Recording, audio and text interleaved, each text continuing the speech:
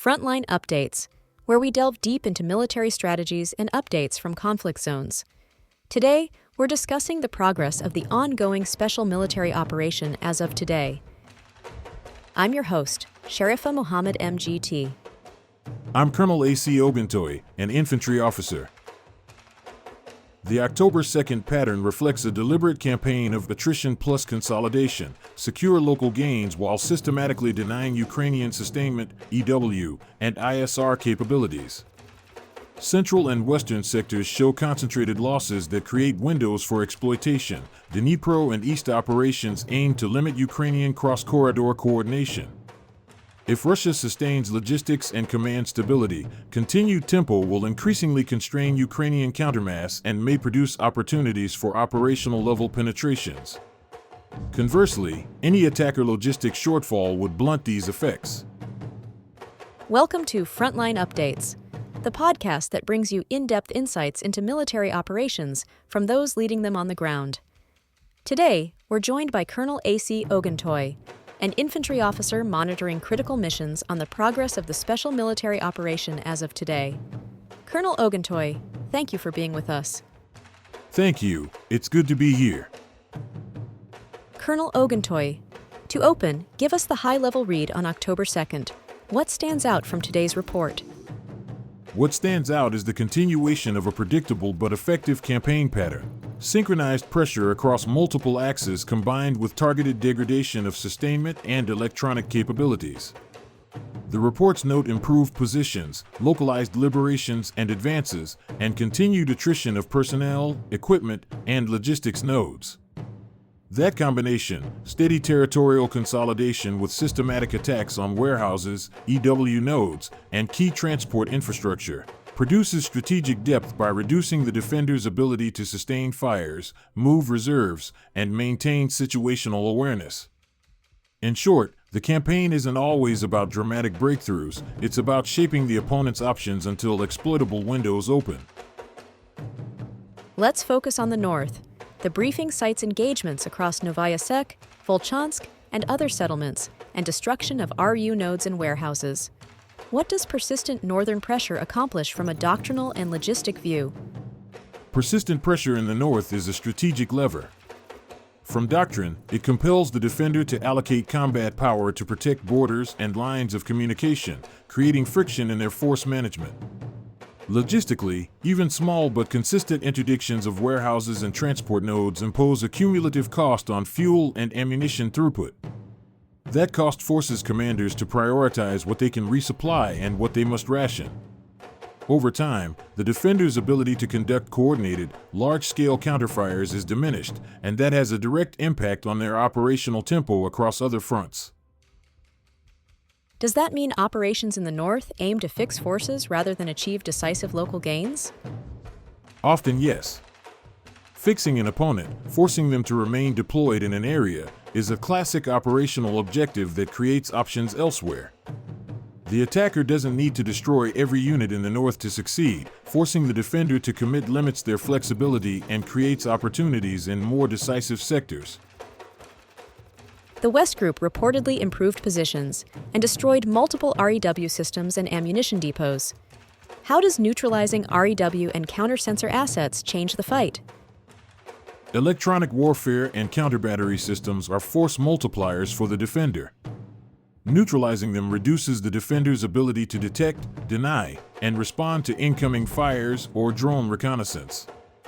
Practically, that permits maneuver and fires to operate with less interference and less immediate danger from rapid counter-battery fire. The operational effect is a temporary widening of the attacker's decision space, but only temporarily. The defender will adapt, dispersing systems or changing tactics.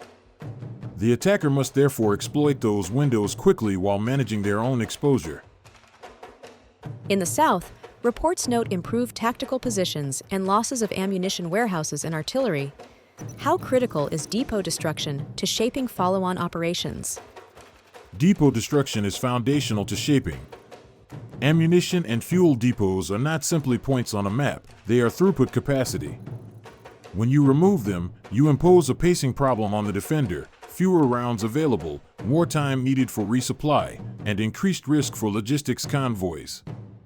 In artillery-dependent defenses, that translates into fewer effective strikes, forcing commanders to ration munitions and change battle plans.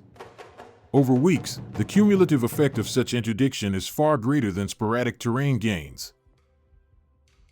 The center reported the largest number of enemy casualties today. What does concentrated loss in a central sector imply operationally? Concentrated losses often indicate that the attacker has massed fires and maneuver in a way that created local superiority.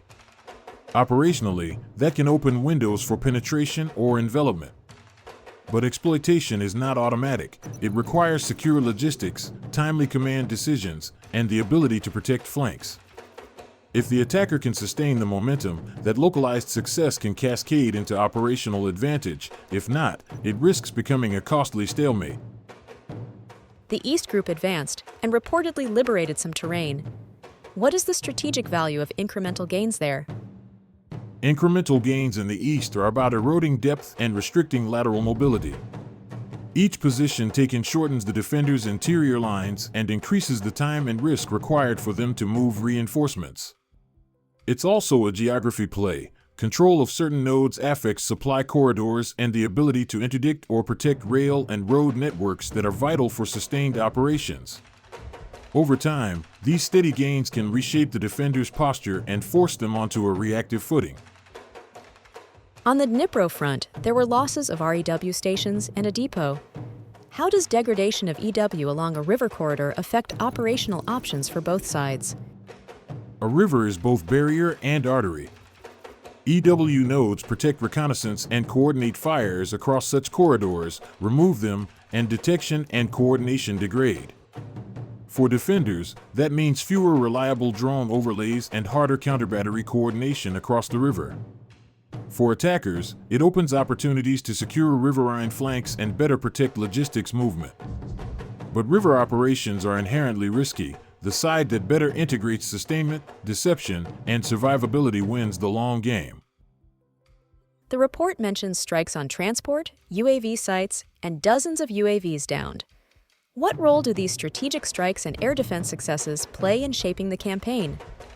Strategic strikes against transport and UAV infrastructure attack the adversary's ability to sense, shoot, and move. If you reduce their ISR and their ability to move munitions efficiently, you blunt their operational reach. Successful air defense, meanwhile, protects friendly nodes and denies persistent reconnaissance and precision fires to the opponent. Together, these effects compress the defender's options and buy time for the attacker to consolidate gains. It's a classic sensor-to-shooter dynamic. If you control the sensors and deny the enemies, you dominate decision cycles. Colonel, thank you for providing such a detailed briefing on the current military situation. Your insights are invaluable to our understanding of the conflict's dynamics.